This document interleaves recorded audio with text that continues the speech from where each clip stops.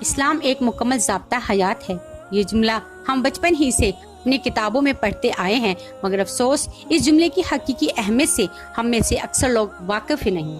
ضابطہ حیات سے مراد ایک ایسا لاحہ عمل ہے جو انسانی زندگی کے تمام پہلوؤں کا احاطہ کرتا ہے۔ اسلام وہ دین ہے جو جدید نظریات کا باہیں پھیلا کر استقبال کرتا ہے اور وسیع نظری سے تمام مذاہب سے تعلق رکھنے والے افراد کے لیے بلا تفرقہ رہنمائی فراہم کرتا ہے۔ السلام علیکم دوستو، میں سمینہ خان آپ سب کو دین و دنیا کے اس تربیتی پلیٹ فارم پر خوش آمدید کہتی ہوں اور آپ سے گزارش کرتی ہوں کہ مزید تربیتی اور معلوماتی ویڈیوز دیکھنے کے لیے میرے چینل کو سبسکرائب کریں اور بیل آئیکن کو بھی ضرور پریس کریں۔ ہجرت کا واقعہ اسلامی تاریخ کا اہم ترین واقعہ ہے۔ مکہ میں اپنے ہی لوگوں کی مخالفتوں نے آپ صلی اللہ علیہ وآلہ وسلم اور آپ صلی اللہ علیہ وسلم کے پیروکاروں کا یہاں رہنا محال کر دیا تھا۔ مکہ میں مسلمان ایک مختصر سی جماعت تھے، جبکہ زیادہ تر سیاسی اور حکومتی اختیارات پر غیر مسلموں کی اجہتداری تھی۔ مسلمان آزادانہ طور پر عبادات اور مذہبی رسومات ادا نہیں کر سکتے تھے۔ اسی دوران یثرب یعنی موجودہ مدینہ میں ایک حکمران کا انتخاب کرنا تھا۔ سن 621 عیسوی میں جب مدینہ سے ایک گروہ مکہ عمرے کے لیے آیا تو اس گروہ میں مسلمانوں کی تعداد 12 ہو چکی تھی۔ ان 12 افراد نے عقبہ کے مقام پر محمد صلی اللہ علیہ وآلہ وسلم سے ملاقات کی۔ ان افراد نے محمد صلی اللہ علیہ وآلہ وسلم کو مدینہ کے سیاسی حالات سے آگاہ کرتے ہوئے بتایا کہ مدینہ میں قبائل کے درمیان بادشاہ کے انتخاب کو لے کر اختلاف پیدا ہو گیا ہے۔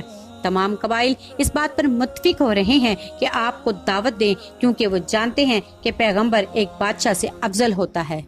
محمد صلی اللہ علیہ وآلہ وسلم نے ان سے بیت النساء یعنی حلف وفاداری لیا اور اپنے ایک صحابی صعب رضی اللہ تعالیٰ عنہ ابن عمیر کو ان کے ساتھ مدینہ روانہ کر دیا تاکہ وہاں جا کر اسلامی تعلیمات کو وہ فروغ دے سکیں۔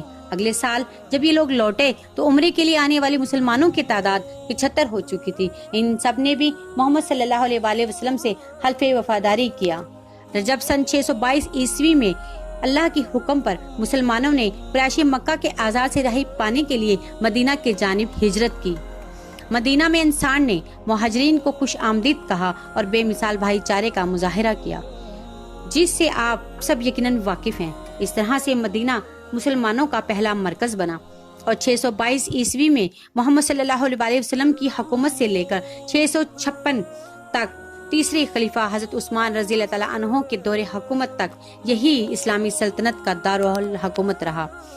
مکہ سے ہجرت کرنے والے یہ مسلمان سن 642 عیسوی تک بصرہ، بغداد، دمشق، قاہرہ، یروشلم اور سن 685 عیسوی تک اسپین سے ہندوستان تک کے حاکم ہو گئے۔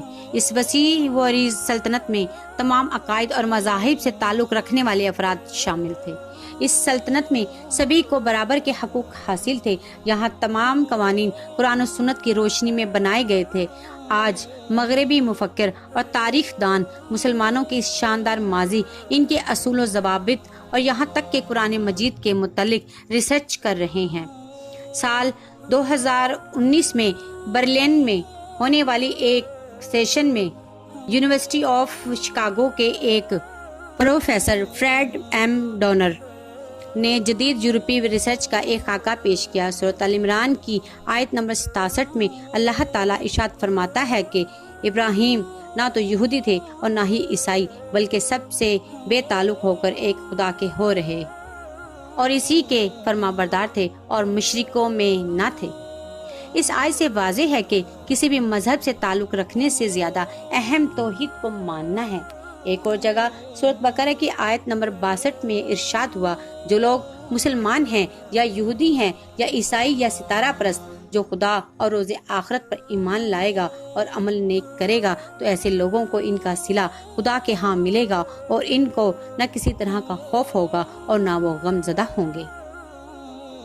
ان آیات قرآنی کو مد نظر رکھتے ہوئے ہم یہ کہہ سکتے ہیں کہ مسلمان ایک ایسا شخص ہے جو خود کو اللہ کے لیے وقف کرے اور خود کو اللہ کے لیے وقف کرنے کا عمل اسلام ہے۔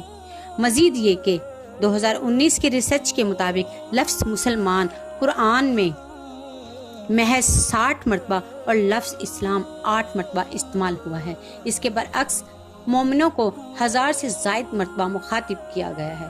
مومنوں سے مراد ایمان لانے والے۔ 7ویں اور 8ویں صدی کے ملنے والے خطوط جن میں محمد صلی اللہ علیہ وآلہ وسلم کا ذکر ہے، آپ صلی اللہ علیہ وآلہ وسلم کو امیر المومنین کہہ کر مخاطب یا بیان کیا گیا ہے۔ نیز مشرق سے مغرب تک اسلامی پرچم کو سربلند کرنے والی اور کیسر و کسریٰ کو روننے والی مومنوں کی یہ جماعت تنگ نظری سے محض چند عقائد و عبادات تک محدود نہیں تھی، بلکہ اس کا مذہب اور اس کا عقیدہ تو محض عشق تھا، وہ عشق جو اللہ سے اور اس کے رسول سے تھا، جس نے اونٹوں کے نگہبانوں کو اوج ثریا تک رسائی بخشی۔ یہ اعمال اور ان کی عبادات ایک واجب الادا فرض سے کہیں زیادہ ان کے عشق لازوال کا حصہ تھی۔ بقول اقبال، سجدہ عشق ہو تو عبادت میں مزہ آتا ہے، سجدہ عشق ہو تو عبادت میں مزہ آتا ہے، خالی سجدوں میں تو دنیا ہی بسا کرتی ہے۔ میں آپ سے اجازت چاہوں گی، پھر ملاقات ہوگی ایک نئی ویڈیو میں ایک نئے موضوع کے ساتھ۔ تب تک کے لیے اللہ حافظ۔